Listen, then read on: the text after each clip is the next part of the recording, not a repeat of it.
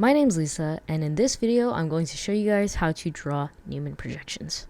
So let's go ahead and start off with an example. So let's say we have this. Okay, so first let's draw our template. So I draw one big circle, and then we can go ahead and fill the rest in later. Alright, so let's talk about this left-hand side. So let's go ahead and fill in the hidden hydrogens. So there's a hydrogen here that's on a dash, and also a hydrogen here on the bottom that's also on a dash. So if we're looking down, so this is my little eye. If we're looking down this, we're staring down two different carbons. We're staring down this carbon, and then also we're staring down that back carbon. So what's in front of us is going to go on top of the Newman projection, and what's in the furthest area, so this one in the back, that's going to go on the back of the Newman projection. So if you noticed, looking at this front carbon, so this one right here, this kind of looks like a Y shape.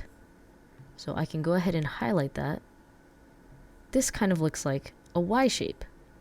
And so we can go ahead and draw that onto our Newman projection. So this front carbon here has that Y shape. And now in the back carbon, that also has a Y shape, but in that case, the Y shape is kind of upside down. So for that back carbon, let me show it in green. It's kind of like an upside down Y. So we can go ahead and draw that. So it's got one coming off here, one coming off here, and one coming off here. And that is the back carbon. And so notice it's behind the circle because it's in the back.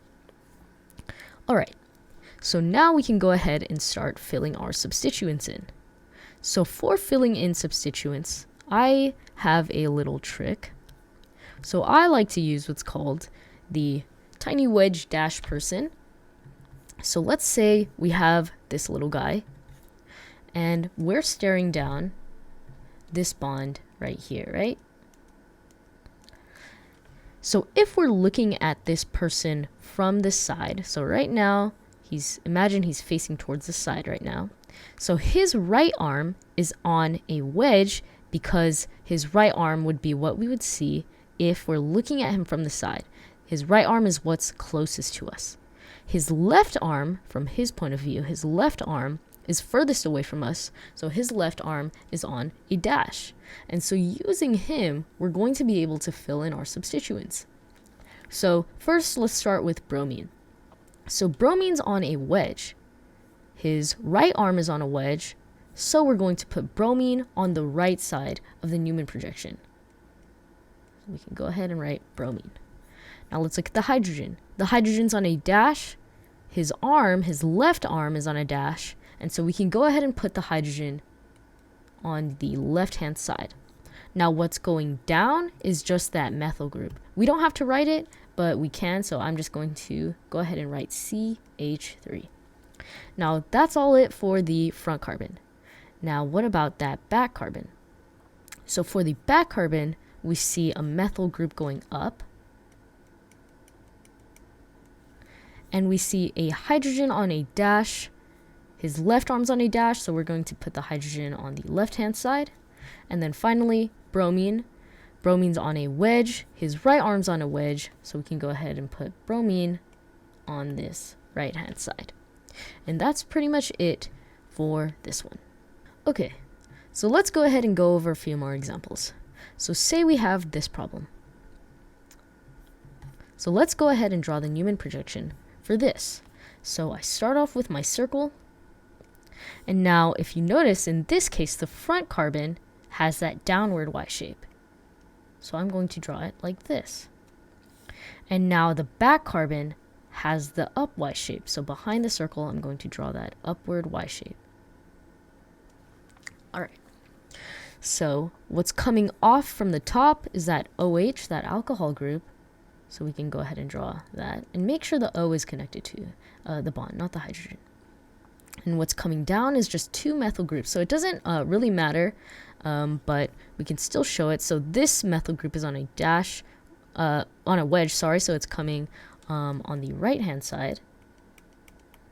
And the other methyl group is on a dash, so we can draw it on the left hand side. And that's because his left arm is on a dash. Now what's going on the back carbon? So on the back carbon, if you notice, we have a CH3 on a wedge, and that's on the right hand side because our tiny stick figure guy, his right arm is on a wedge. Now what's on the left hand side is the OH group, because the OH is on a dash and his left arm is on a dash. And now what's coming down is this functional group called an ethyl. An ethyl is just two of these carbons right here. And so we can show that by doing this. And that's it for this one. So what if they give us this problem? What if our teacher gives us a Newman projection template already? And here's where we kind of run into a problem, right? Because on the problem, we see something with an upward Y shape, but on the template, we're given something with a downward Y shape. So how can we draw this like this? Okay, so what I like to do is I like to just draw it how I see it first. So I'm just going to draw it how I see it. So I'm going to draw a circle with an upward Y shape. Now, if you notice, this back carbon also has an upward Y shape. So that's what's going to be called an eclipsed Newman projection. And so how can we draw an eclipsed Newman projection?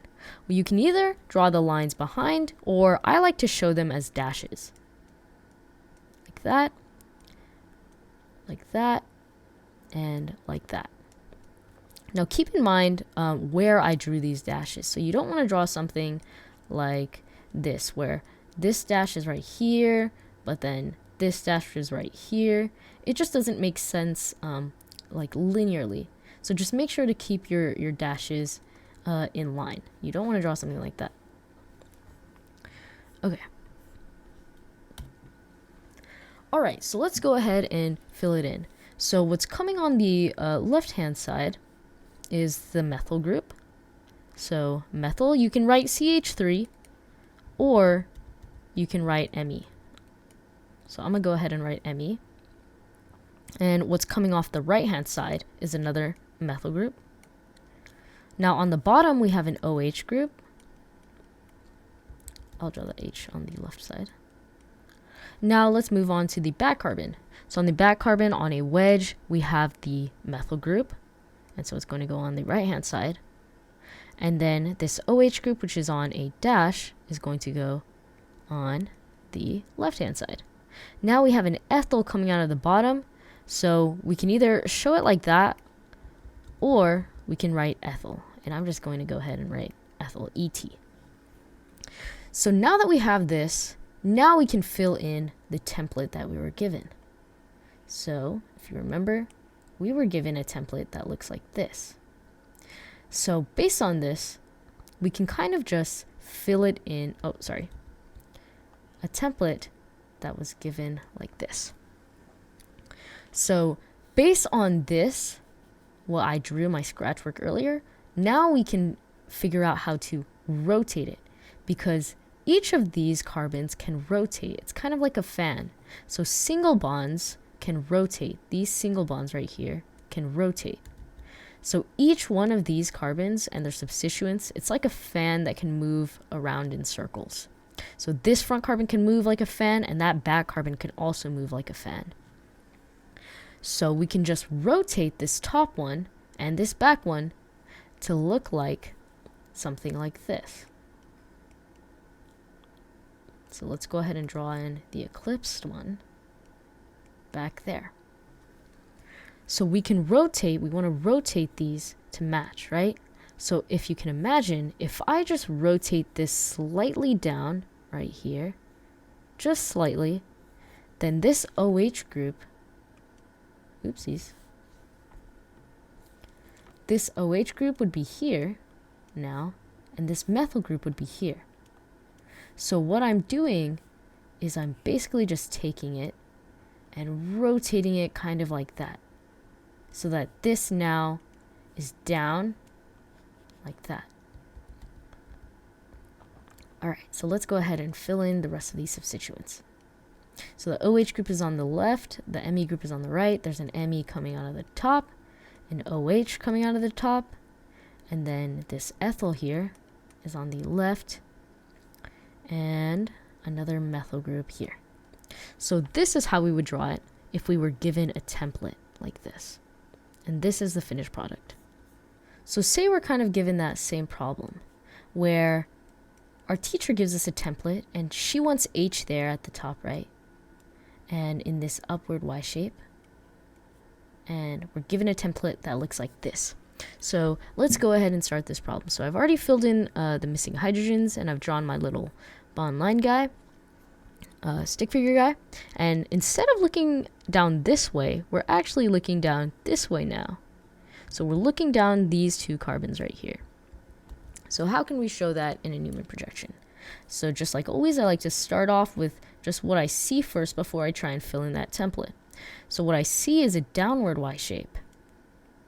So, and I'm kind of ignoring that terbutyl right there. I'm just seeing this part, this downward Y shape.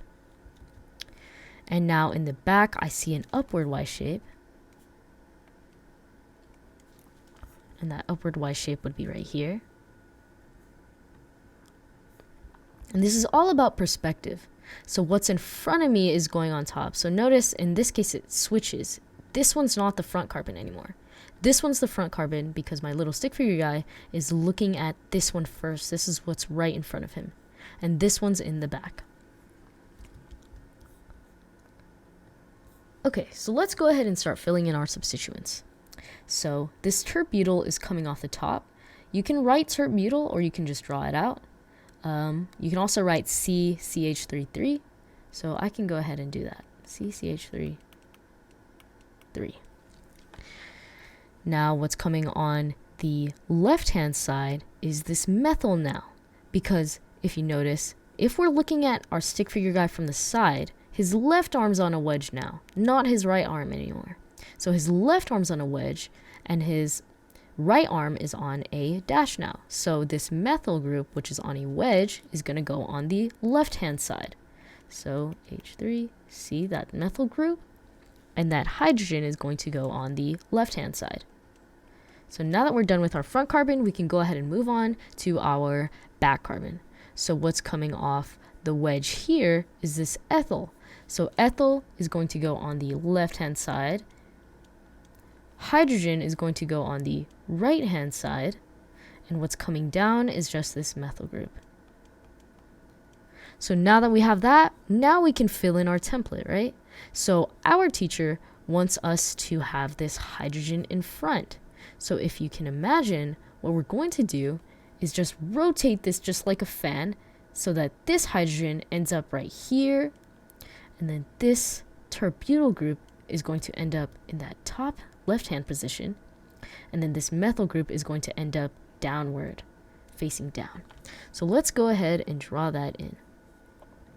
So our CCH3 group is going to go here. And then our methyl group is going to go down here. So all we did is just rotated this front carbon a little bit to the left. Now we can also fill in our back carbon. So since we rotated this front carbon, we're just going to keep the alignment the same. So we're going to put our ethyl here, our CH3 here, and our hydrogen here. So we just kind of rotated everything to the left. Now I have a question for you.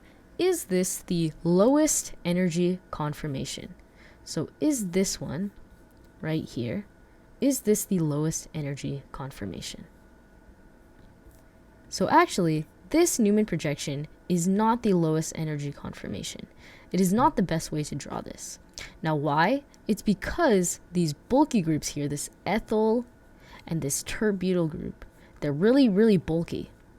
And so the lowest energy conformation has those bulky groups the furthest away from each other, We want those groups to not be facing each other. And now if you notice, I'm only talking about what's on the different carbons. So the front carbon and the back carbon, I'm only comparing those bulky groups. So we want the terbutyl and the ethyl to be furthest away from each other. So let's go ahead and draw the lowest energy conformation. So the lowest energy conformation would actually look like this. So let's go ahead and just move this terbutyl group down. And we're still keeping the alignment the same. So what's next to the terbutyl group is that hydrogen and that methyl. Now, what about the back carbon? Well, if we want the lowest energy conformation, then this ethyl has to be furthest away. And the furthest away would be directly across.